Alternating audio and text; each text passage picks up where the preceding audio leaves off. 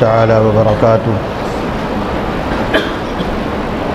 بسم اللہ نحمدہ ونصلی ونسلم علی رسولہ الکریم وعلی آلہ واصحابہ واہل بیتہ اجمعین، اما بعد فاعوذ باللہ من الشیطان الرجیم، بسم اللہ الرحمن الرحیم۔ وذکر اسم ربہ فصلی، صدق اللہ العظیم، وبلغنا رسولہ النبی الکریم، وآخر دعوانا ان الحمد للہ رب العالمین۔ آئیے ہم اور آپ ایک ساتھ اپنے نبی پاک، محبوب اعظم، مالک رقاب امم، خلیفۃ اللہ الاعظم، جناب محمد مصطفیٰ صلی اللہ علیہ وسلم کی پیاری بارگاہ بے کس پناہ میں نذرانہ درود و سلام پیش کرنے کی سعادت حاصل کریں۔ اللہم صلی علی سیدنا و مولانا محمد وعلی آل سیدنا و مولانا محمد وبارک وسلم صلاۃ و سلاما علیک یا رسول اللہ۔ سامعین حضرات، نماز کے سلسلے کی گفتگو شرائط نماز کے اخیر تک آج پہنچ کر نماز کی ابتدا کے تعلق سے شروع ہونے والی ہے۔ آپ کو میں نے بار بار یہ یاد کرانے کی کوشش کیا کہ آپ کو یاد ہو جائے کہ ہر مسلمان بالغ بالغہ پر نماز کی ادائیگی سب سے اہم فرض ہے، اور اس اہم فرض کی ادائیگی کے لیے 6 چیزیں ایسی ہیں جس کی پہلے سے تیاری کرنا ضروری ہے کہ اگر ان میں کسی طرح بھی خاص کمی رہ جائے تو نماز شروع ہی نہیں ہو سکتی۔ ان سب کو میں نے طہارت، ستر عورت، استقبال قبلہ، وقت، نیت کے ساتھ آپ کو بتایا۔ یہ 5 چیزیں ہوئیں۔ 6ٹھی چیز تکبیر تحریمہ ہے۔ تکبیر تحریمہ کا سیدھا سا مطلب آپ یہ سمجھ لیں کہ اللہ کی بڑائی کرنے والا کلمہ، لفظ جو بعض حلال چیزوں کو بھی حرام کر دے۔ تحریمہ کا مطلب ہے حرام کرنے والی چیز۔ سبھی جانتے ہیں کہ نماز شروع ہوتے ہی سلام، کلام، طعام، ہر طرح کی جائز چیز جو نماز سے باہر آپ کے لیے بالکل روا تھی وہ آپ کے لیے حرام ہو جاتی ہے۔ تکبیر تحریمہ، تکبیر کہتے ہیں اللہ اکبر کو، اور تحریمہ کہتے ہیں وہ اللہ اکبر کہ جس کے کہنے کے ساتھ ساتھ حلال چیزیں مسلمان کے اوپر حرام ہو جائیں۔ یہ تو بات آپ کی سمجھ میں آ گئی ہوگی۔ اللہ پاک قرآن عظیم میں ارشاد فرماتا ہے وَذَكَرَ اسْمَ رَبِّهِ فَصَلَّى، اور اپنے رب کا نام لے کر نماز پڑھو۔ اس آیت سے بھی یہ ثابت ہوتا ہے کہ قرآن کی بھی گواہی ہے کہ نماز کی ابتدا اللہ اکبر سے ہی کی جائے گی۔ یہ اور بات ہے کہ آپ فقہ اور احادیث کی تفصیل جانیں گے تو اللہ اکبر کی جگہ اللہ اعظم، اللہ اکبر کی جگہ اللہ احمد، یہ سب اگر آپ نے کہہ دیا یعنی زیادہ حمد والا، احمد کے معنی زیادہ حمد والا، تو بھی نماز کی ابتدا ہو سکتی ہے مگر مسنون طریقے کے خلاف ہوگا، تو اب اسے جاننے کی ضرورت بھی نہیں ہے۔ یہ یاد رکھنے کی چیز ہے کہ اللہ اکبر ہی سے ہماری نماز کی ابتدا ہوگی۔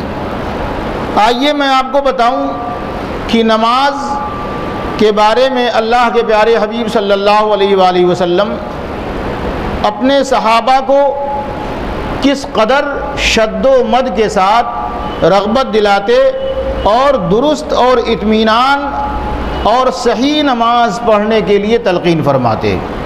آقا کریم صلی اللہ علیہ وآلہ وسلم اپنی مسجد نبوی شریف میں ایک حصے میں تشریف فرماتے صحابہ کے ساتھ کہ ایک شخص آیا اور اس نے سلام عرض کیا اور ایک گوشے میں مسجد کے گیا اور اس نے نماز ادا کی۔ نماز ادا کر کے وہ آقا کریم صلی اللہ علیہ وآلہ وسلم کی بارگاہ میں آیا، اس نے سلام عرض کیا، حضور نے وعلیک السلام کہا اور ارشاد فرمایا جا پھر سے نماز پڑھ کہ تیری نماز نہیں ہوئی۔ اس نے جا کے حکم رسول پر پھر اپنی جگہ نماز ادا کی اور واپس آیا۔ آقا کریم صلی اللہ علیہ وآلہ وسلم کے قریب آ کر پھر اس نے السلام علیکم عرض کیا، حضور صلی اللہ علیہ وسلم نے وعلیک السلام کہا اور پھر وہی ارشاد فرمایا کہ جا پھر سے نماز ادا کر کہ تیری نماز نہیں ہوئی۔ پھر اس نے جا کر دوبارہ نماز ادا کی۔ تیسری یا چوتھی بار بھی اسی طرح کا واقعہ اس صحابی کے ساتھ پیش آیا۔ حدیث میں تیسری یا چوتھی بار دونوں کا لفظ آیا ہے، اور اس کے بعد اس نے حضور صلی اللہ علیہ وآلہ وسلم کے ارشاد پر عرض کیا یا رسول اللہ ہمیں صحیح نماز کی تعلیم فرمائیے۔ آقا صلی اللہ علیہ وآلہ وسلم نے پھر اسے ارشاد فرمایا کہ باوضو ہو کر قبلہ رو کھڑے ہو جاؤ، نیت نماز کے ساتھ اللہ اکبر کہو اور پھر قرات کرو۔ قرات کے بعد پھر تکبیر کہو اور رکوع میں جاؤ، یہاں تک کہ رکوع میں تم اطمینان حاصل کر لو، پھر کھڑے ہو اور باقاعدہ سیدھے کھڑے ہو جاؤ، پھر تکبیر کہو اور سجدے میں جاؤ، یہاں تک کہ سجدے میں مکمل اطمینان ہو جائے تمہیں، پھر تکبیر کہو، بیٹھو یہاں تک کہ تمہیں پھر اطمینان حاصل ہو جائے، پھر تکبیر کہو اور سجدہ کرو، یہاں تک کہ سجدے میں پھر تمہیں اطمینان و قرار حاصل ہو جائے، اور پھر اخیر میں ارشاد فرمایا اس طرح اپنی باقی نماز پوری کرو۔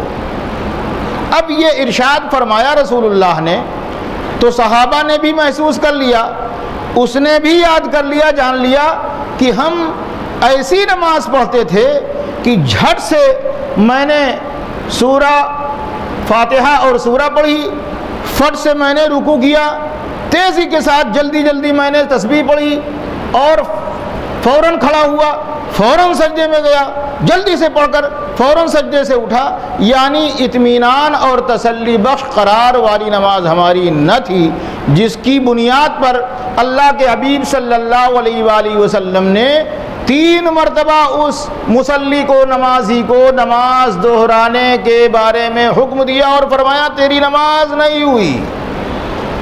اب یہاں سے تو بات سمجھ میں آ گئی کہ ہم کو نماز کس طرح ادا کرنا ہے۔ بعض حضرات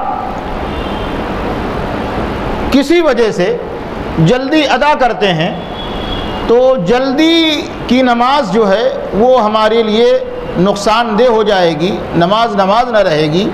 اس حدیث شریف سے ثابت ہو گیا کہ اطمینان حاصل کرنے کا مطلب ہوا کہ آپ اگر گئے اور ایک ہی سانس میں آپ نے اللہ اکبر کہہ کے رکوع کیا اور اسی سانس میں سبحان ربی العظیم سبحان ربی العظیم سبحان ربی العظیم کہا، سمیع اللہ لمن حمدہ کہا، تو یعنی سانس بھی آپ کو اطمینان سے نہ لینے کا ارادہ رہے تو گویا کہ آپ نے اس کو اطمینان سے نہیں ادا کیا۔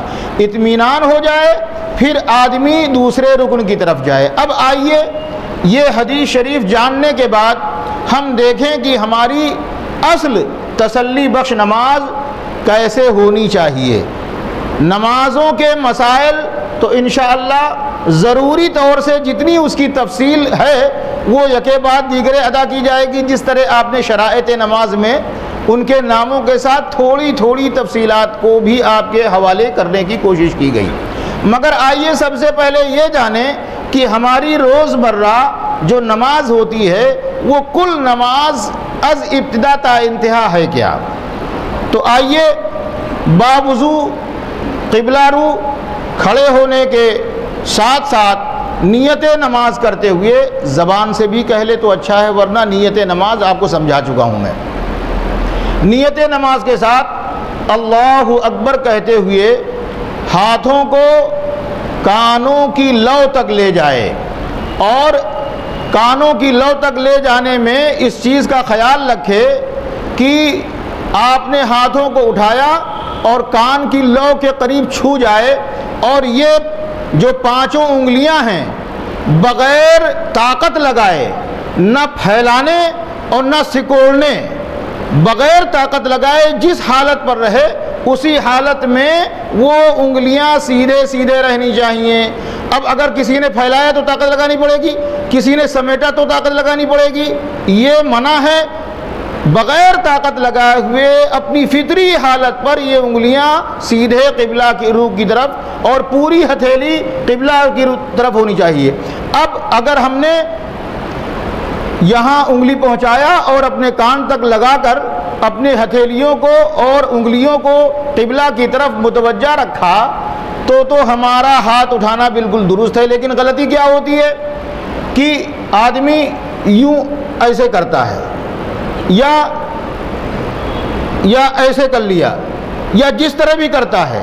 اب یہ آپ سمجھ لیں کہ ایک ہی طریقہ ہاتھ اٹھانے کا درست ہے کہ آپ کی ہتھیلیاں قبلہ کی طرف ہوں، انگلیاں نہ بالکل ملی ہوں نہ بالکل پھیلی ہوئی ہوں، اور انگوٹھے کی نوک کان کی لو سے لگتے لگتے آپ کا اللہ اکبر شروع ہو جائے، اور اللہ اکبر کی راہ پر جب آپ پہنچیں تو آپ ناف کے نیچے ہاتھ باندھنے کی حالت میں آ چکے ہوں، یعنی ہاتھ پر جب ہاتھ رکھیں تو آپ کی اللہ اکبر کی راہ تک آپ پہنچ چکے ہوں۔ ایک بات نوٹ کر لیا ہوگا آپ نے کہ آپ کے کان کی لو تک انگوٹھے چھونے کے ساتھ ساتھ اللہ شروع ہوگا، اور ہاتھ باندھنے کے ساتھ ساتھ جب بر کی راہ پہ پہنچیں گے تو آپ کا ہاتھ بندھ چکا ہوگا۔ اب ناف کے نیچے جب آپ ہاتھ باندھیں گے تو اس کا طریقہ یہ ہونا چاہیے کہ آپ کی انگوٹھے کی اور چھنگلی، کانی انگلی جسے ہم کہتے ہیں، اس سے ہم اپنی کلائی کی ابتدا پکڑیں گے جسے گٹا کہتے ہیں۔ یہ گٹا اس طرح پکڑیں گے اور یہ تین انگلیاں جو بیچ میں پڑتی ہیں کلائی کے اوپر رکھ دیں گے۔ اب یہ تو کرتے ہیں لوگ، لیکن بعض حالات میں یہ ہوتا ہے کہ ہاتھ باندھنے کے ساتھ ساتھ یوں ہاتھ نیچے ایک نکلا رہتا ہے، تو اس کی صحیح ترکیب ہے کہ آپ نے اللہ اکبر کہہ کے اور سیدھے دونوں انگوٹھے اور چھنگلی سے گٹے کو باندھا اور تین، اور یہ جو نیچے والا ہاتھ ہے یہ باہر نہ نکلنے پائے، لٹکنے پائے، اس کو بھی آپ ہاتھ کے دائرے ہی میں رکھیں۔ جب آپ یہ کریں گے تو آپ کا ہاتھ باندھنا سنت کے مطابق، شریعت کے مطابق درست ہوگا۔ اس کے خلاف اگر کرتے ہیں تو گویا کہ آپ نے نماز کی طرف کامل توجہ نہیں کی ہے، یا آپ نے نماز کی کامل معلومات نہیں کی ہے۔ آپ نے ہاتھ باندھ لیا، دونوں انگوٹھے اور کانی انگلی سے گٹے پکڑ لیے اور تینوں انگلیاں بائیں ہاتھ کی کلائی کے اوپری حصے پر رکھ دیا۔ اس کے ساتھ ساتھ آپ کی نگاہ بھی سجدے کی جانب ٹک جانی چاہیے، سجدے کی جگہ پر۔ عام طور سے لوگوں کی عادت ہوتی ہے کہ نماز شروع ہوتی ہے مگر ان کی آنکھیں ادھر ادھر اٹکی ہی رہ جاتی ہیں۔ سنت طریقہ یہ ہے کہ آپ کی تکبیر تحریمہ اور ہاتھ باندھنے کے ساتھ ساتھ آپ کی نگاہ بھی آپ کے سجدے گاہ پر جم جانی چاہیے۔ پھر آپ سبحانک اللہم وبحمدک وتبارک اسمک وتعالی جدک ولا الہ غیرک، جہاں تک ممکن ہو سکے زندگی بھر کوشش کرتے رہیے کہ قرآن جیسے عرب میں پڑھا جاتا ہے، صحیح پڑھنے والے پڑھتے ہیں، اس طرح آپ کو ادا کرنے کی کوشش کرنا ہے، سیکھتے رہنا ہے۔ جب تک آپ کی یہ نیت رہے گی آپ کی نماز مقبولیت کے دائرے میں رہے گی، اور کہیں غافل ہو کر جیسے ہم پڑھ پاتے ایسے پڑھیں گے، ہم کو کیا ضرورت حافظ اور قاری اور عربوں کی طرح پڑھنے کی۔ اگر یہ دل میں وسوسہ اور خیال پیدا ہوا، نماز آپ کی مردود، نامقبول۔ تو یہ چیز بھی ذہن میں، دل میں، جگر میں نوٹ کر لیں کہ آپ کی نماز زندگی بھر جاری رہے، اور یہ کوشش بھی جاری رہے کہ ہم صحیح حروف قرآنیہ کی ادائیگی کو سیکھیں گے، کوشش کرتے رہیں گے۔ اس کوشش کے ساتھ اگر آپ کے پڑھنے میں غلطی بھی ہوتی ہے تو وہ قابل قبول رہے گی، ایسا شریعت میں، فقہ کی کتابوں میں موجود ہے۔ سبحانک اللہم وبحمدک وتبارک اسمک وتعالی جدک ولا الہ غیرک۔ اب یہیں پر میں پڑھے لکھے لوگوں کے لیے ایک بات کہہ دوں کہ یہ بات بہت مشہور ہے کہ صرف اللہ کا لام موٹا پڑھا جاتا ہے۔ اللہ کے علاوہ کوئی بھی لام قرآن کے اندر یا قرآن سے باہر موٹا نہیں پڑھا جا سکتا۔ اب کچھ لوگ ہیں جو اشہد اللہ الہ الا اللہ، اس میں آپ دیکھیں ایک ہے اللہ الا اللہ میں، اور اس سے پہلے ہے ایک لا نافیہ جس کے معنی ہے نہیں کوئی معبود، وہ اللہ کا لام نہیں ہے، وہ لا ہے، اس کو بھی نادانی میں پر کرتے ہیں اشہد اللہ الہ الا اللہ۔ تو یاد رکھیں چاہے پڑھا لکھا ہو چاہے غیر پڑھا لکھا ہو، اس کو صرف اللہ کو پر کرنا ہے، اس کے علاوہ کوئی لام نہیں پر کرنا ہے۔ اگر یہ بات یاد رہے گی تو آپ سمجھ لیں گے کہ جہاں اللہ آیا ہے، چاہے وہ اللہم میں رہے، چاہے اللہ اکبر میں رہے، چاہے سبحان اللہ میں رہے، وہی لام پر ہوگا۔ اور اگر کوئی پر نہیں کر پاتا ہے لیکن تمنا رکھتا ہے کہ سیکھیں گے تو سبحان اللہ بھی کہے گا، تو انشاءاللہ اس کو گناہ نہیں پڑے گا، وہ کمی نہیں، اس کی مقبولیت رہے گی۔ لیکن ارادہ ترک کر دے گا تو اس کی مقبولیت میں خرابی واقع ہو جائے گی۔ خیر، جب آپ نے سبحانک اللہم وبحمدک وتبارک اسمک وتعالی جدک ولا الہ غیرک کہہ دیا، پھر آپ اعوذ باللہ من الشیطان الرجیم بسم اللہ الرحمن الرحیم پڑھتے ہیں۔ یاد رہے، عادت ہوگی آپ کی بھی کہ صرف ثنا کے بعد ہی اعوذ باللہ پڑھنا ہے، پھر دوبارہ پوری نماز میں اعوذ باللہ نہیں پڑھنا ہے۔ بسم اللہ پڑھ کر سورہ فاتحہ پڑھیں گے، ولا الضالین کے بعد آمین بھی کہیں گے، آہستہ کہیں گے، اور اس کے سلسلے میں اور ہم وضاحت کریں گے۔ پھر کوئی سورت پڑھیں گے۔ اب کوئی دوسری سورت پڑھنے میں امام اعظم رضی اللہ عنہ کے ہاں یہ ہے کہ آپ نے ایک بار بسم اللہ سورہ فاتحہ سے پہلے پڑھ لی ہے، تو اب دوسری سورہ آپ نے دیکھا ہوگا قرآن شریف میں ہر سورہ کے شروع میں بسم اللہ لکھی ہے، سورہ برات سورہ توبہ کے علاوہ ہر جگہ۔ تو عادت پڑی ہوتی ہے کہ بسم اللہ جب آپ سورہ شروع کریں گے، مثال کے طور سے آپ انا اعطیناک الکوثر پڑھنے جا رہے ہیں تو آپ چاہیں تو بسم اللہ پڑھیں، یہ بھی مقبول ہے، اور اگر بسم اللہ نہ پڑھیں تو فقہ حنفی میں بغیر بسم اللہ کے ولا الضالین آمین کے بعد بھی آپ انا اعطیناک الکوثر یا کوئی بھی سورہ پڑھ سکتے ہیں۔ آپ نے رکوع کا ارادہ کیا، تکبیر کہا، اور تکبیر کے ساتھ ساتھ آپ رکوع میں گئے۔ رکوع میں جانے کے وقت بھی یہ خیال رکھیے کہ جیسے ہی رکوع کی طرف آپ کا موومنٹ شروع ہو تو اللہ اکبر کی آپ کی زبان سے ادا ہونا شروع ہو، اور جیسے ہی رکوع میں مکمل آپ جھک چکے ہوں، گھٹنے پہ آپ کی انگلیاں گھٹنے پر پکڑ بنا چکی ہوں، اللہ اکبر کی را بھی ختم ہو جائے۔ اس سے آپ نے کیا نوٹ کیا؟ ضرور یہ جان لیا ہوگا کہ اللہ اکبر کہہ دیا پھر جھک رہے ہیں، یا جھک گئے اس کے بعد اللہ اکبر کہہ رہے ہیں، یہ درست نماز کا طریقہ نہیں ہے۔ اس کو تکبیر انتقال کہتے ہیں۔ انتقال کا مطلب ہے موومنٹ کے ساتھ تکبیر کہنا۔ موومنٹ یعنی جب آپ کی ایک رکن کی ادائیگی کے بعد دوسرے رکن کی ادائیگی شروع ہوئی تو جب تک آپ ایک رکن سے دوسرے رکن میں پہنچیں گے، یہ پہنچنا، یہ جاری رہنا، یہ سفر کرنا ہی تکبیر انتقال ہے۔ اور تکبیر انتقال کا حکم یہ ہے کہ جیسے ہی موومنٹ شروع ہوگی آپ کی تکبیر شروع ہوگی، اور جیسے ہی موومنٹ ختم ہو جائے گی آپ کی تکبیر ختم ہو جائے گی۔ اب آپ نے جب یہ جان لیا تو جانیے کہ 3 بار آپ کو سبحان ربی العظیم کہنا ہے۔ سبحان ربی العظیم 3 بار جو اطمینان سے کہے گا وہی نماز کا درجہ ملے گا جو آقا صلی اللہ علیہ وسلم نے اپنے امتی کو تعلیم فرمایا۔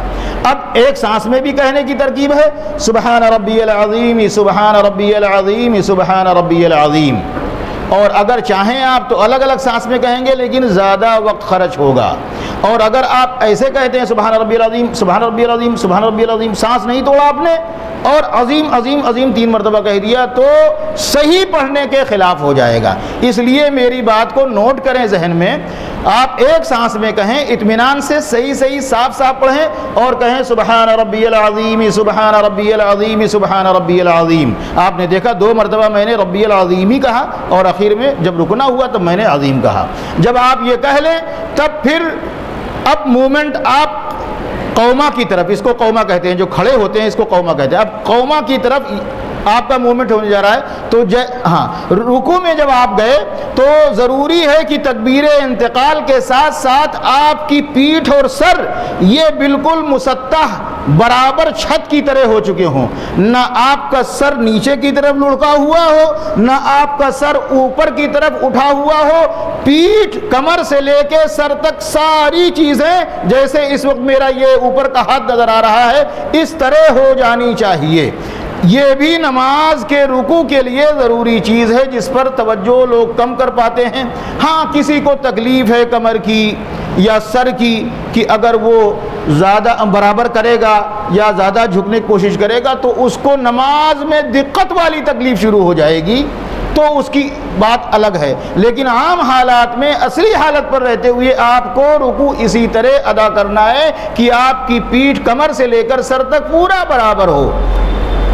بعض کتابوں میں نے تو کہہ دیا کہ کہیں بھی کیا کہتے ہیں گلاس رکھ دیا جائے تو گلاس بالکل ٹھہر جائے، اس کا پانی برابر رک جائے۔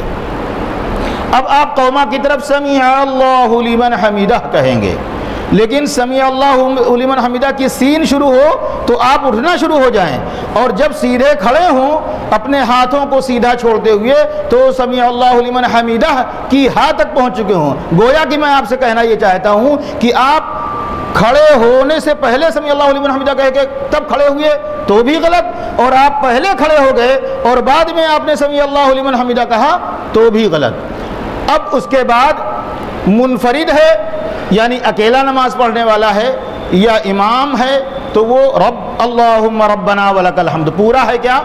اللہم ربنا ولک الحمد۔ لوگ ربنا لک الحمد زیادہ کہتے ہیں، یہ صحیح نہیں ہے۔ اللہم ربنا ولک الحمد، اگر اللہم نہ کہے تو کم سے کم ربنا ولک الحمد کہنا ہے، لیکن بہتر طریقہ ہے کہ آپ یاد کریں کہیں اللہم ربنا ولک الحمد۔ کب؟ جب آپ اکیلے نماز پڑھ رہے ہیں تو سمیع اللہ لمن حمیدہ بھی کہیں گے اور اللہم ربنا ولک الحمد بھی کہیں گے، اور مقتدی ہیں تو صرف اللہم ربنا ولک الحمد کہیں گے۔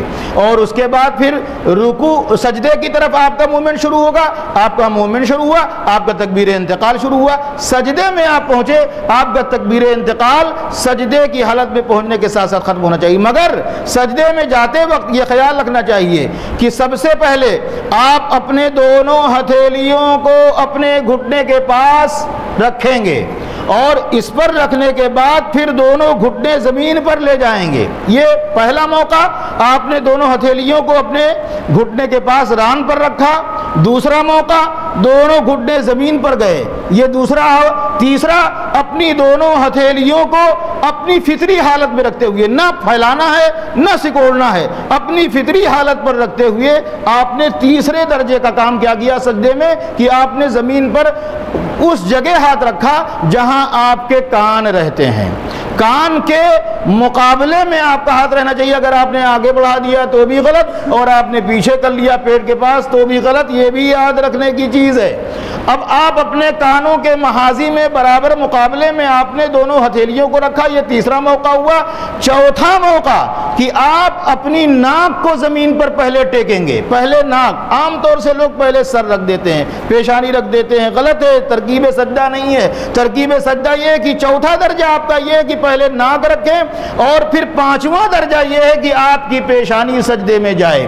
اب ناک اور پیشانی جب زمین پر گئی تو صرف لگی رہ گئی تو سجدہ درست نہیں ہے، جم جانی چاہیے، یعنی وہ ناک اور سجدہ دونوں زمین پر ٹک جانا، پیشانی ٹک جانی چاہیے تو یہ سجدہ مکمل ہوا۔ اس ٹکنے کے ساتھ ساتھ 3 بار آپ کہیں گے سبحان ربی الاعلی، سبحان ربی الاعلی، سبحان ربی الاعلی۔ پھر اللہ اکبر کہتے ہوئے دوسری رکعت کے لیے، اسی طرح تیسری رکعت کے لیے، چوتھی رکعت کے لیے آپ نماز پڑھیں گے۔ جب آخری سلام پھیرنے والا مسئلہ آئے گا یا 2 رکعت ہے تو پہلا قاعدہ جب آئے گا تو آپ بیٹھ جائیں گے۔ لیکن سجدے کی حالت میں جو عام طور سے غلطی ہوتی ہے وہ غلطی یہ ہوتی ہے کہ حکم یہ ہے کہ دونوں پیر کی کم سے کم 3 انگلیوں کی پیٹ زمین پر بچھ جائے۔ اس میں عام طور سے یہ غلطی لوگ کرتے ہیں جانے بھی انجانے بھی، کہ ویسے تو بہتر ہے کہ 5 انگلیاں جس کی لگ سکتی ہوں لگیں، ہماری انگلی چھوٹی ہے، ہماری 3 ہی لگ پاتی ہے، لیکن کوشش کرتے ہیں 4-5 بھی لگانے کی کوشش کرتے ہیں۔ لیکن جن کی انگلیاں چھوٹی نہیں ہیں، باقاعدہ اپنے فطرت کے مطابق ہیں، تو 5 انگلیاں ان کو لگانا بالکل آسان ہے، لیکن وہ جب جانیں گے اور ارادہ کریں گے تبھی وہ انگلیاں لگائیں گے، ورنہ اس سے غفلت ہوتی ہے اور 3 انگلیاں دونوں پیروں کی اگر نہیں لگی تو نماز مکروہ تحریمی ہو جائے گی، نماز فاسد ہو جائے گی۔ شریعت کا حکم ہے کہ ایسی نماز کو پھر سے پڑھے اور 3 انگلیاں اپنے دونوں پیر کی 3 انگلیاں لگا کر نماز ادا کرے۔ اب بتائیے جو لوگ غفلت کرتے ہیں کتنا نقصان کرتے ہیں۔ اب سجدہ سے جب آپ اٹھتے ہیں تو 2 سجدہ کرنا ہے۔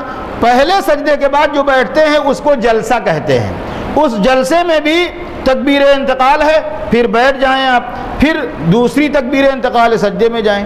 اس طرح آپ صحیح نماز ادا کریں گے، لیکن بیٹھنا جلسہ جو ہوتا ہے اس میں بھی غلطی عام طور سے ہو جاتی ہے۔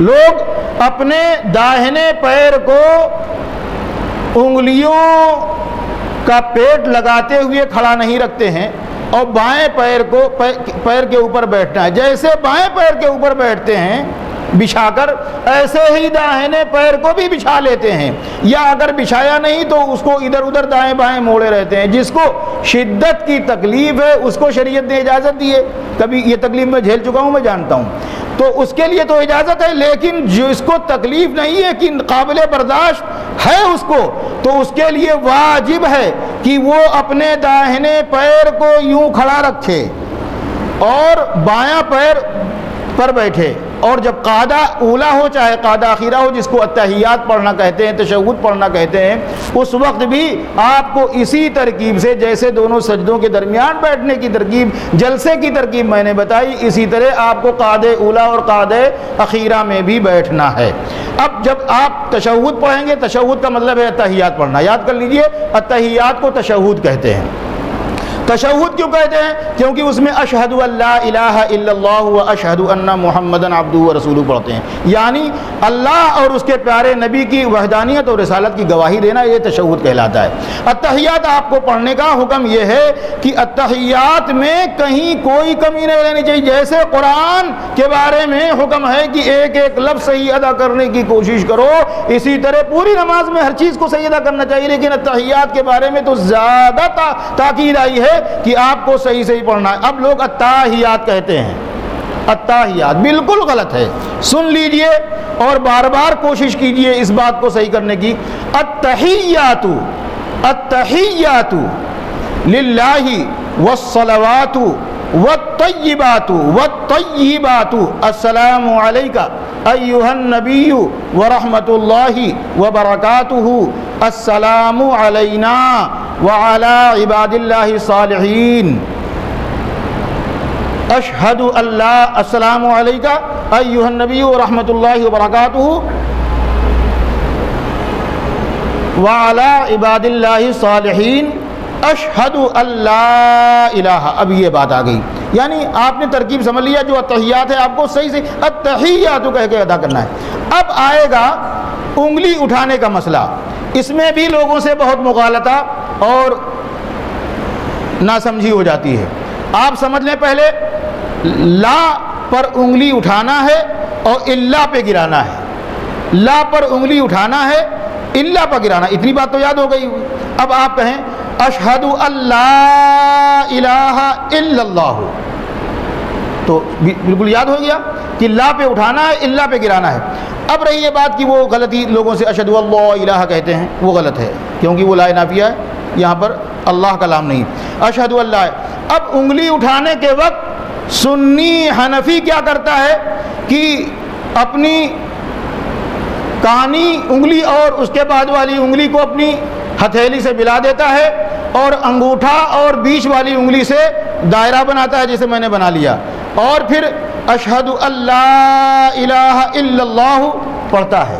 لیکن جو غیر مقلد وہابی ہیں وہ انگلی اٹھا کے اس کو یوں کرتے ہیں، یہ بالکل منع ہے۔ حضور کی حدیث میں نے پڑھی ہے کہ جنبش مت دو، اور عجیب لگتا ہے یار، پتہ نہیں کیسے مذہب والے ہیں کہ اگر ان کے امام نے کہہ بھی دیا اس کی عقل خراب تھی تو خود تو سوچنا چاہیے کہ ہم کیا کر رہے ہیں۔ ہم تو یہی کر رہے ہیں نا، کہہ رہے اللہ کے سوا کوئی عبادت کے لائق نہیں، تو جب نہیں کہہ رہے ہیں تو جس وقت ہم نہیں کہہ رہے اس وقت اللہ ایک کی طرف اشارہ کر رہے ہیں کہ ہم ایک ماننے والے ہیں۔ جب آپ کہتے ہو کوئی نہیں معبود، اتنی دیر تک کے لیے آپ انگلی کو اٹھاتے ہو، اور جیسے کہتے ہو مگر اللہ فوراً انگلی گرا دیتے ہو، کیونکہ مگر اللہ کہنے کے وقت اگر آپ نے انگلی نہیں گرایا تو گویا کہ آپ کہتے ہو کہ کوئی معبود نہیں اور اللہ بھی معبود نہیں معاذ اللہ۔ اس وقت آپ یا دو خدا کا اعلان کر رہے ہو، ایک کو تو زبان سے کہہ رہے ہو کہ ایک اللہ ہے اور دوسرے کو انگلی سے بھی بتا رہے ہو کہ ایک اللہ، تو دونوں میں تاکید کی گئی ہے کہ آپ لا پہ انگلی اٹھاؤ اور اللہ پہ گراؤ اور اس کو اس وقت ہلاؤ نہیں۔ یہ کمبخت غیر مقلد جو اپنے آپ کو منمانا اہل حدیث کہتے ہیں وہابی، یہ اس میں ایسے سے کرتے رہے تو جب تک بیٹھے رہیں گے ایسے سے کرتے رہیں گے معاذ اللہ۔ عجیب برا لگتا ہے۔ اب جو لوگ غیر مقلد وہابی نہیں، وہابی دیوبندی ہیں، یعنی حنفی بن کر جو وہابی ہیں ان کو وہابی دیوبندی کہتے ہیں۔ وہابی دو طرح کے ہوتے ہیں، ایک 17 قدم آگے چلنے والا وہابی جو اصل وہابی ہے اس کو وہابی غیر مقلد کہتے ہیں، اور جو مسلح کا ماننے والا ہے وہ وہابی دیوبندی کہلاتا ہے۔ یہ وہابی اگر 3 دن کے بھی چلے میں چلے جاتے ہیں اور زیادہ تر 40 اور دن اور 3 مہینے والے میں جاتے ہیں تو یہ ضرور سیکھ کر آتے ہیں۔ آپ کسی کو بھی نماز پڑھتے ہوئے دیکھیے، اگر دیکھ لیجئے کہ وہ اشہد اللہ الہ الا اللہ، اشہد اللہ الہ الا اللہ پر اپنی انگلیاں کھول کر قبلہ کی طرف نہیں کرتا ہے بلکہ ایسے رکھتے ہوئے ہے، تو سمجھ لیجئے کہ اس کو تبلیغی ٹانکا لگ چکا ہے۔ یہ 3 دن میں یا 40 دن یا 3 مہینے کے چلے میں جا چکا ہے۔ حالانکہ میں آپ کو بتاؤں کہ یہ روایت ہے کہ کبھی ایسا بھی پایا گیا ہے کہ حضور نے اپنی انگلیاں نہیں کھولی، کبھی ایسا پایا گیا ہے۔ تو ایسا بھی تو ہو سکتا ہے کہ اس وقت کوئی دقت رہی ہو انگلی میں یا حضور کی توجہ اس طرف نہ ہوئی ہو، اس کو ان وہابی دیوبندیوں نے دلیل بنا لیا، کیونکہ ان کو یہ تلاش رہتی ہے کہ جو کام سنی کرتے ہوں اس کے خلاف اگر کہیں سے کوئی سرا، کوئی شوشہ گوشہ مل جاتا ہے تو ہم کو وہی روایت لینا ہے جو سنیوں کے خلاف ہو۔ تو احادیث کی کتابوں میں نے سبق میں عالم کے سبق میں پڑھا تھا کہ ایک موقع یا چند مواقع ایسے آئے تھے کہ حضور نے اپنی انگلیاں قبلہ کی طرف نہیں کی، لیکن واضح طریقے سے ہے کہ ہمیشہ حضور کی عادت یہی رہی کہ اشہد اللہ الہ الا اللہ پہ انگلی گرانے کے بعد اپنی ساری انگلیاں قبلہ کی طرف متوجہ کر لیتے تھے۔ تو ہم لوگوں کو چاہیے کہ اپنے قریبیوں کو بتائیں کہ یہ جو وہابی دیوبندی کرتے ہیں یہ انصاف نہیں ہے، اس لیے کہ معتبر روایت یہی ہے کہ اپنی انگلیوں کو سیدھا کر لیا جائے، اس طرح حلقہ بنا کے اپنی انگلیوں کو قبلہ سے موڑ کر نہ رکھا جائے۔ اب گھٹنے پر جب ہم اپنی ہتھیلی رکھتے ہیں تو بعض ایسے بھی ناجانکار لوگ ہیں جو گھٹنا پکڑنے کی طرح وہ اپنے تشہد میں اور جلسہ میں اپنے گھٹنے کو پکڑ بیٹھتے ہیں، یہ بالکل غلط ہے۔ حکم یہ ہے کہ آپ گھٹنے کے قریب تک اپنی انگلیاں لے جائیں گے اور آپ کی انگلیاں قبلہ کی طرف کب متوجہ رہیں گی؟ جب آپ گھٹنا نہیں پکڑیں گے، ورنہ تو ان کی توجہ تو نیچے کی طرف ہو جائے گی، زمین کی طرف۔ قبلہ کی طرف رکھنے کے لیے ضروری ہے اور یہی سنت بھی ہے کہ آپ کی انگلیاں گھٹنے سے پہلے رانی پر رہیں اور ساری انگلیاں اپنی فطری حالت میں نہ بالکل سمٹی ہوئی ہوں نہ بالکل پھیلی ہوئی ہوں، اپنی فطری حالت پر رہ کر قبلہ کی طرف آپ کی انگلیاں رہیں۔ اس کے بعد آپ درود ابراہیمی پڑھتے ہیں۔ درود ابراہیمی عام طور سے لوگوں کو یاد ہوتا ہے اللہم صلی علی محمد وعلی آل محمد کما صلیت علی ابراہیم وعلی آل ابراہیم انک حمید مجید، اسی طرح دوسری اللہم بارک والی۔ لیکن عاشقین فقہا نے، ہم تو ادب والے جماعت کے ہی ہیں، ادب والے علماء نے ارشاد فرمایا ہے کہ یہ چونکہ ایسی چیز نہیں ہے کہ جس میں آپ کوئی رد و بدل نہیں کر سکتے۔ اتحیات ایسی ہے کہ جس میں ایک حرف و حرکت کی بھی رد و بدل کرنے کی اجازت امت کو نہیں ہے، لیکن اس کے بعد جو دعائے معصورہ ہے اور درود ابراہیمی ہے، اس کو آپ چاہیں تو اسی طرح پڑھیں جیسی روایتوں میں موجود ہے، لیکن علماء نے فرمایا کہ بہتر ہے کہ سیدنا لگا کر پڑھیں۔ آپ اس طرح پڑھیں اللہم صلی علی سیدنا محمد وعلی آل سیدنا محمد کما صلیت علی سیدنا ابراہیم وعلی آل سیدنا ابراہیم انک حمید مجید، اور اسی طرح دوسری والی اللہم بارک علی سیدنا محمد آخر تک۔ اس کے بعد دعائے معصورہ پڑھیں گے۔ دعائے معصورہ سب سے مشہور کیا ہے؟ ان پڑھ لوگوں میں مشہور ہے اللہم انی ظلمت نفسی ظلما کثیرا وانہ لا یغفر الذنوب الا انت فاغفر لی مغفرۃ من عندک وارحمنی انک انت الغفور الرحیم۔ لیکن یہ چاہے پڑھے لکھے پڑھیں اور ان پڑھ پڑھیں، دونوں کے لیے برابر حکم رکھتا ہے، یعنی دعائے معصور ہے۔ اور سب سے مشہور جو ہے اللہم اغفر لی ولوالدی ولمن توالد ولجمیع المؤمنین والمؤمنات والمسلمین والمسلمات الاحیاء منہم والاموات انک مجیب الدعوات برحمتک یا ارحم الراحمین۔ عام طور سے یہی پڑھا جاتا ہے۔ اور تیسری بھی ہے اگر آدمی کو یاد ہے، جیسے اللہم انی اسألک من الخیر کلہ ما علمت منہ وما لم اعلم واعوذ بک من الشر کلہ منہ ما علمت منہ وما لم اعلم، جس کو یاد ہو جیسا پڑھنا۔ لیکن یہ دونوں مشہور ہیں۔ تیسری اگر وہ دونوں یاد نہیں ہیں اللہم اغفر لی ولوالدی، اور یہ بھی یاد نہیں ہے اللہم انی ظلمت نفسی، تو آپ اللہم ربنا آتنا فی الدنیا حسنۃ وفی الآخرۃ حسنۃ وقنا عذاب النار، یہ عام طور سے یاد ہوتا ہے، اس کو بھی پڑھ سکتے ہیں۔ لیکن اتنا خیال رہے کہ ربنا آتنا نہیں، اللہم ربنا آتنا کہنا زیادہ بہتر ہے۔ کہے گا اگر کوئی ربنا آتنا تو گناہ گار نہیں ہے، لیکن افضل اچھا طریقہ یہ ہے کہ اللہم ربنا آتنا فی الدنیا حسنہ کہیں۔ اس کے بعد سلام پھیرتے ہیں۔ تو میں نے شروع کیا تھا کہ آپ جب کھڑے ہوں گے تکبیر تحریمہ کہہ کے تو آپ کی نگاہ سجدے کی طرف رہے گی، اور رکوع میں جائیں گے تو آپ کی نگاہ دونوں قدموں کے درمیان ٹکی رہے گی۔ جب سجدے میں جائیں گے تو آپ کی نگاہ آپ کے ناک کے آس پاس ٹکی رہے گی، اور جب آپ بیٹھیں گے تو آپ کی نگاہ گود میں رہے گی۔ یہ چھوٹ گیا تھا، دہرا دیا میں نے۔ عام طور سے نماز میں غفلت کرنے والے لوگوں کو آپ دیکھیں گے وہ چکر مکر کرتے رہتے ہیں۔ اسی طرح جب سلام پھیرتے ہیں تب بھی معاملہ الگ ہی ہو جاتا ہے کچھ۔ ایک تو یہ ہے کہ تکبیر انتقال میں نے سمجھایا کہ جب جیسے مومنٹ شروع ہو تکبیر شروع ہو، اور جب مومنٹ ختم ہو تو تکبیر ختم ہو۔ اب السلام علیکم ورحمۃ اللہ سے آپ نماز ختم کرتے ہیں، لیکن اس سلام کو پھیرنے کے وقت دو چیزیں بہت خاص طریقے سے، ایک تو یہ ہے کہ آپ جب سلام پھیریں تو آپ کی معلومات میں، علم میں، ارادے میں، قصد میں، نیت میں یہ ہو کہ آپ اپنے داہنے طرف کے فرشتے کو سلام بھیج رہے ہیں، اور داہنے طرف جتنے لوگ نمازی ہیں ان کو آپ سلام کر رہے ہیں۔ اور بائیں طرف جب آپ سلام پھیریں تو آپ کی نیت قصد و ارادے میں ہو کہ آپ اپنے بائیں کندھے پر رہنے والے کرامن کاتبین فرشتے کو سلام کر رہے ہیں، اور جتنے آپ کے بائیں طرف ہیں اتنے لوگوں کو آپ سلام کر رہے ہیں۔ خیر، لیکن اس وقت نگاہ جو ہے آپ کے کندھے پہ ہونا چاہیے۔ میں نے بہتوں کو دیکھا ہے، بلکہ روزانہ ایک مرتبہ دیکھنے کا موقع مل جاتا ہے، السلام علیکم ورحمۃ اللہ دیکھیں گے پیچھے، السلام علیکم ورحمۃ اللہ دیکھیں گے پیچھے۔ بالکل غلط ہے۔ جو بھی جانتا ہے بتا دے دوسرے کو، اور جو نہیں جانتا ہے وہ احتیاط کرے۔ میری گزارش ہے، میری بات سن کر، یہ چونکہ یوٹیوب پہ بھی جاتا ہے، مینائی اسلامک مشن کے ذریعہ یہ نشر ہوتا ہے، آپ کی نگاہ جو ہے سلام پھیرتے وقت داہنے کندھے پر رہنی چاہیے، السلام علیکم ورحمۃ اللہ، پھر بائیں طرف پھیرتے وقت پھر بائیں کندھے پر رہنا چاہیے، السلام علیکم ورحمۃ اللہ۔ جب یہ دونوں پورا ہو جائے تو چاہے جہاں دیکھیے آپ آزاد ہیں۔ اس طرح آپ نماز پوری کریں۔ اب آخر میں دو باتیں کہہ کر میں اپنی گفتگو ختم کروں، اور یہ بتا دوں کہ یہ تو میں نے اجمالی خاکہ نماز کا کھینچا ہے، اب اس میں 7 فرائض ہیں، 16 واجبات ہیں اور 49 سنتیں ہیں اور نہ جانے کتنے مستحبات ہیں. سب جو ضروری ہیں سب کو الگ الگ کر کے بھی انشاءاللہ بتاؤں گا میں. لیکن آج یہ سمجھ لیں آپ کہ آپ کی یہ جو نماز ادا ہوئی ہے اس میں 7 فرائض ہیں, 7 فرض ہے. صرف اتنا بتاؤں گا, تفصیل نہیں بتاؤں گا. جس میں 7 فرض میں سب سے پہلا فرض وہی تکبیر تحریمہ جس کو میں نے شرط نماز بتایا تھا.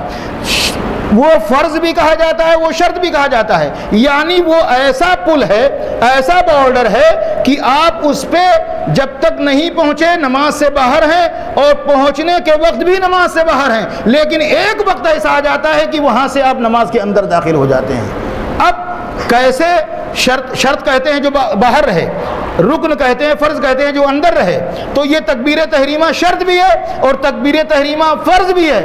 کیسے بھائی؟ شرط ہے تو باہر ہونا چاہیے, اس کے بعد نماز شروع ہونا چاہیے, اور فرض ہے تو اندر ہونی چاہیے, اسی وقت سے نماز شروع ہونی چاہیے. تو اس کا دونوں میں نام اس لیے آتا ہے کہ جب آپ تکبیر تحریمہ کانوں تک ہاتھ اٹھاتے ہوئے ہاتھ باندھنے کے لیے اللہ اکبر کہتے ہیں تو جب تک اللہ اکبر تک پہنچتے ہیں, جب تک آپ نماز کے باہر رہتے ہیں اور جیسے بر کی راہ پہ پہنچتے ہیں فوراً نماز میں داخل ہو جاتے ہیں. یعنی 1 سیکنڈ سے بھی نہ جانے کتنا کم حصہ ہے کہ آپ نماز کے باہر ہوتے ہیں اور 1 سیکنڈ سے کم حصے میں فوراً آپ نماز میں کے اندر داخل ہو جاتے ہیں. اس لیے تکبیر تحریمہ شرط نماز بھی ہے, جبکہ شرط نماز کو خارج ہونا چاہیے تو یہ خارج بھی ہے ایک طرح سے, اور تکبیر تحریمہ فرض بھی ہے کہ یہ داخل ہونا چاہیے, ایک طرح سے داخل بھی ہے. بس اسی پر اپنی گفتگو. ہاں ابھی میں نے جو بتایا یہ امام کی اور منفرد کی نماز تھی. جب مقتدی ہوتا ہے تو اس کے کچھ حکم الگ ہوتے ہیں. اجمالاً اس کو بتا دوں, مقتدی جو ہوتا ہے وہ سب ابھی جتنا بتایا گیا سب کرے گا, مگر وہ الحمد اور سورت نہیں پڑھے گا کسی رکعت میں بھی. امام کے پیچھے ہے, مقتدی ہے, تو اس کو ناجائز ہے, اس کے اوپر فرض ہے کہ وہ سورت اور الحمد نہ پڑھے. اسی طرح کیا کہتے ہیں عورتوں کا جو مسئلہ ہے, اسی طرح پوری نماز ہے عورتوں کی جتنا میں نے بتایا, مگر ان کے ہاتھ باندھنے میں اور ان کے سجدہ کرنے میں اور ان کے اتحیات یعنی تشہد میں بیٹھنے 3 طریقے میں الگ ہے. یہ تو اتنا معلوم یاد رہ سکتا ہے. عورتوں میں فرق ہے, مقتدی میں فرق کیا ہے کہ وہ صرف قرآن نہیں پڑھے گا, باقی سب کچھ کرے گا جو امام کرتا ہے, اور امام کے پیچھے رہنے کی کوشش کرے گا, آگے نہیں بڑھے گا.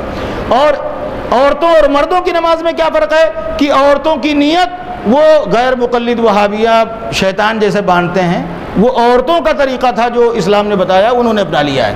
وہ اپنے سینے پر ہاتھ باندھیں گی, اور عورتیں جب سجدے میں جائیں گی تو ان کا ہاتھ, پیٹ اور کیا کہتے ہیں یہ سب پورا زمین پر بچھا رہے گا, ملا رہے گا.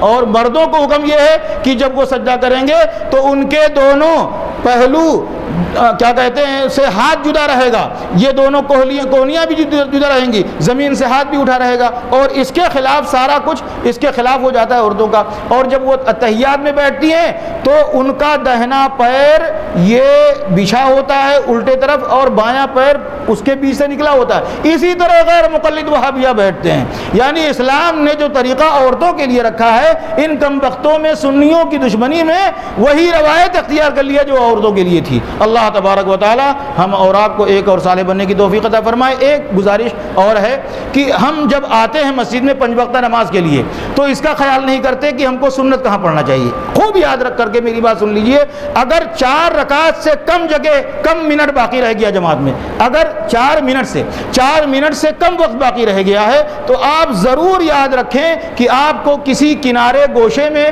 پائے کے پیچھے ایسی جگہ نماز پڑھنا ہے کہ جماعت کے لیے جب لوگ اکٹھا ہونے لگیں اور آپ نماز میں ہوں تو نمازی کے آگے سے گزرنے کا ثواب عذاب آپ کے بھائی کو نہ ملے. ان پر جو گناہ مرتب ہوتا ہے اس گناہ سے بچانے کی ذمہ داری یہ ہر منفرد نمازی کے لیے ہے کہ وہ ایسی جگہ جب 4 منٹ سے کم رہ گیا ہو تو ایسی جگہ نماز پڑھے کہ اگر جماعت ان کی نماز ختم کرنے سے پہلے کھڑی ہو جائے تو لوگ عام طور سے اپنی صفوں کو درست کر سکیں اور نمازی کے آگے سے نہ گزرنا پڑے. اور اگر وہ پہلے آ گئے ہیں 4 منٹ سے بھی پہلے تو کوشش کریں کہ آگے کی صف میں سنت پڑھیں, کیونکہ جو بھی بعد میں آئے گا وہ پیچھے جگہ پائے گا. اب جو لوگ پہلے آتے ہیں وہ کیا کرتے ہیں, تیسری صف جو ہوتی ہے یا آخری صف جو ہوتی ہے وہیں پر سنت پڑھ لیتے ہیں اور بیٹھے رہتے ہیں. اب سنت اگر پڑھ رہے ہیں تو آگے صف میں جو ابھی 10 منٹ باقی ہے، 7 منٹ باقی ہے، 8 منٹ باقی ہے اور 6 منٹ باقی ہے اور لوگ آگے جانا چاہتے ہیں، ان کی وجہ سے وہ آگے نہیں پہنچ پا رہے ہیں، صفیں درست نہیں ہو پا رہی ہیں۔ اس لیے اس کا خیال رکھیے کہ جب بھی آپ مسجد میں آئیے 5 وقتہ نماز کے لیے تو کوشش کیجئے، دیکھیے پہلے کہ 4 منٹ سے زیادہ باقی ہے کہ کم باقی ہے۔ 4 منٹ سے زیادہ باقی ہے تو آپ اگلی صف میں آ کر باقاعدہ نماز پڑھیں، 4 منٹ سے کم باقی ہے تو کسی پائے کے پیچھے جا کر نماز پڑھیں، اور پوری مسجد میں آنے جانے کی جگہ خالی رکھیں، اور اس نیت سے کہ ہمارے کسی بھائی کو نمازی کے آگے نہ گزرنا پڑے۔ اس میں آپ کو بھی ثواب ملے گا اور نماز کی خوبصورتی بھی بڑھ جائے گی۔ آئیے دعا کرتے ہیں، اللہ تبارک و تعالی ہم سب کو اسلام سیکھنے، ایمان پر قائم رہنے اور علوم فقہ اور معلومات طریقت، یعنی اپنے ظاہر کو بھی سنوارنے اور اپنے باطن قلب کو بھی سنوارنے کی، روشن کرنے کی توفیق رفیق عطا فرمائے۔ وصلی اللہ تعالی علی خیر خلقہ سیدنا محمد و آلہ و صحبہ اجمعین۔